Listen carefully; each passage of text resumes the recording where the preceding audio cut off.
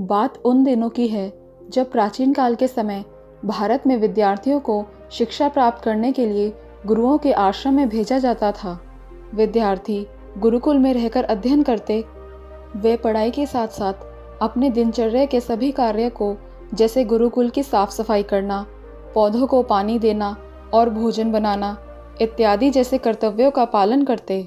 इस प्रकार ही नगर से दूर जंगल के पास एक गुरुकुल था, जहाँ सैकड़ों बच्चे अपने गुरु के मार्गदर्शन में शिक्षा प्राप्त करते थे। एक बार एक लड़के को पढ़ने के लिए गुरुकुल भेजा गया। जल्द ही गुरुकुल के अन्य छात्रों के साथ उसकी काफ़ी अच्छी मित्रता हो गई। वह अपने मित्रों के साथ खेलता, उनके साथ बैठकर ही भोजन करता, लेकिन वह पढ़ने लिखने में बहुत कमज़ोर था।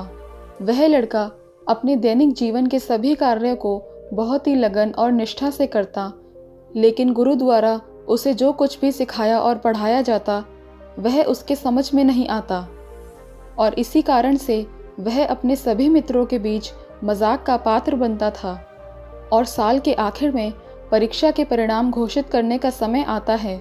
जो विद्यार्थी परीक्षा में उत्तीर्ण होते उन्हें अगली कक्षा में प्रवेश मिलना तय था। साल के अंत में उसके सभी सहपाठियों को अगली कक्षा में पद उन्नत कर दिया गया, लेकिन वह लड़का इसमें सफल ना हो सका। गुरु उसे हर संभव तरीकों से सिखाने की कोशिश करते, लेकिन वह लड़का समझ नहीं पाता। अंत में गुरुजी ने उस लड़के से कहा, बेटा, तुम्हें सीखने में मदद करने के लिए मैंने हर संभव कोशिश की, लेकिन मैं असफल रहा। तुम कुछ भी समझ ना सके। शायद शिक्षा का ज्ञान तुम्हारे भाग्य में नहीं है। बेहतर यही होगा कि तुम वापस अपने घर को लौट जाओ और घर के कामों में अपने परिवार की सहायता करो। लड़के ने भी सोचा कि शायद पढ़ाई कोई ऐसी चीज है जो वह कभी नहीं सीख सकता, और भारी मन के साथ वह लड़का अपने घर के लिए निकल पड़ा। दोपहर का समय था और गर्मी का मौसम अपने चरम पर था।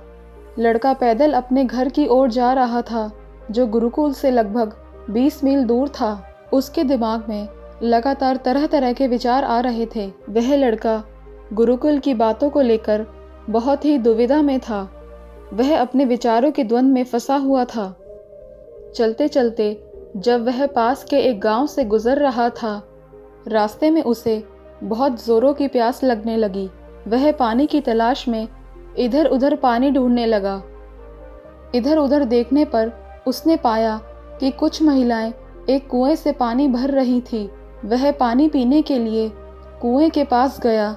जब वह कुएं के पास पहुंचा तो उसने कुएं के पास रखे ठोस पत्थर पर कुछ निशान देखे।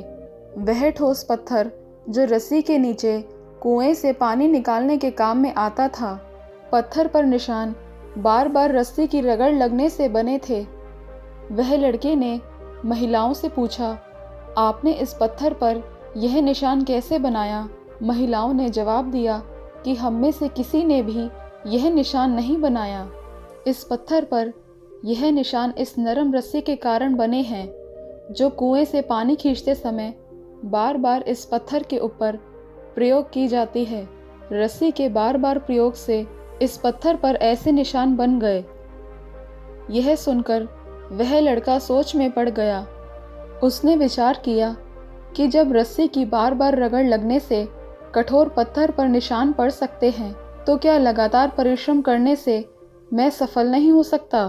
बस फिर क्या था? वह लड़के के मन में आशा की ज्योति जगमगाने लगी। उसे इस घटना से प्रेरणा मिली। वह उठ खड़ा हुआ और उसने दृढ़ निश्चय किया कि वह वापस गुरुकुल लौट जाएगा और फिर से अध्ययन आरंभ करेगा। वह घर के नज़दीक आ गया था, लेकिन वह घर न जाकर वापस गुरुकुल लौट आया। उसके सभी मित्र उसे देखकर आश्चर्यचकित रह गए। उन्होंने सोचा कि ये लड़का वापस कैसे लौट आया। तभी वह लड़के ने अपने मित्रों से कहा कि आज से उसने दृढ़ निश्चय किया है कि वह अपने कठोर परिश्रम से और अपनी मेहनत से सफल बन के दिखाएगा। उसने बहुत उत्साह और जोश के साथ पाठ्यक्रमों का अध्ययन करना शुरू किया। उसे जी तोड़ मेहनत करते देख गुरुजी की खुशी का कोई ठिकाना ना रहा और गुरुजी ने उसका पूरा सहयोग किया। कुछ वर्षों के बाद यह बालक आचार्य वरदराज के नाम से विश्वविख्यात हुआ, जो संस्कृत व्याकरण के महान विद्वान थे। उन्होंने संस्कृत व्याकरण के महान ग्रंथों की रचना की। अगर हम अपने जीवन में देखें तो पाएंगे कि जीवन में सफल होने के लिए कड़ी मेहनत करना बहुत ज़रूरी है, चाहे वो खेल का क्षेत्र हो, पढ़ाई का क्षेत्र हो या अन्य किसी और क्षेत्र में। अभ्यास बहुत ज़रूरी है। अभ्यास के बिना कोई सफल नहीं हो सकता। अभ्यास की शक्ति के साथ दृढ़ निश्चय भी बहुत ज़रूरी है। अगर आप बिना मेहनत करे केवल भाग्य के भरोसे ही बैठे रहेंगे तो अंत में आपके पास सिवाय पछताने के अलावा और कुछ नहीं रह जाएगा।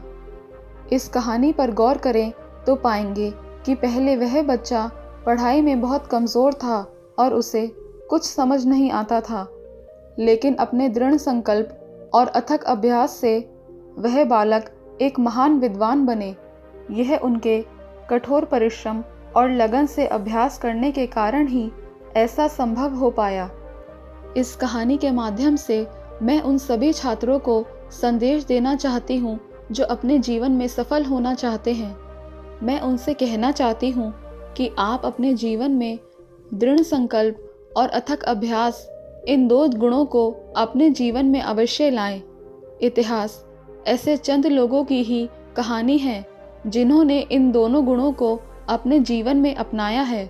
इतिहास में अपना नाम बनाने वाले जितने भी बड़े बड़े विद्वान, वैज्ञानिक या अन्य महान लोग हैं, वे आपसे बेहतर नहीं थे। वे आपकी तरह ही साधारण व्यक्ति थे जिन्होंने अपने कठोर परिश्रम और अथक अभ्यास से असंभव को संभव करके दिखाया। उनके पास ऐसा कुछ नहीं था जो आपके पास नहीं है। वे सब अपनी दृढ़ता और अभ्यास से ही महान बने हैं। इसलिए यदि आप भी अपने जीवन में महानता की ऊंचाइयों को छूना चाहते हैं तो आज से ही दृढ़ निश्चय के साथ मेहनत करना शुरू कर दें, क्योंकि धैर्य, कड़ी मेहनत और सच्ची लगन के अभ्यास से ही आप अपने जीवन में कुछ भी हासिल कर सकते हैं। दोस्तों, कैसी लगी ये कहानी आपको?